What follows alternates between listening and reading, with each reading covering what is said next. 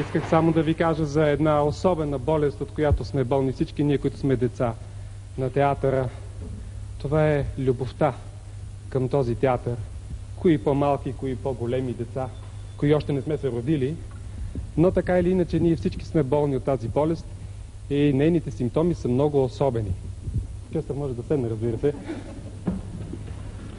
Както виждате, това е част от болестта, симптома за уважението към вас, публиката, за която ние всички свирим, пеем, танцуваме, страдаме, плачем или се радваме.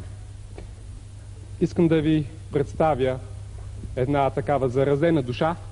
Това е Светлана Захариева.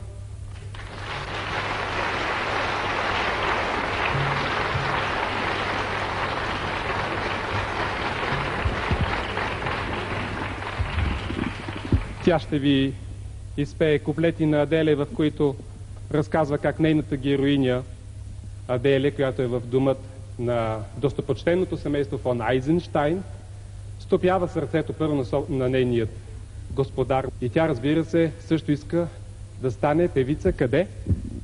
Музикалният театър.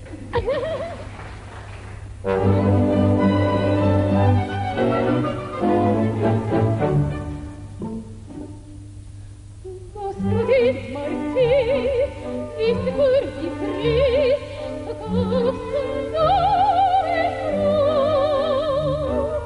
In Glusta, dich Goma, na grava da vida.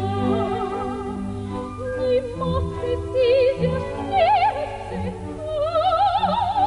vediamo cresivo isse,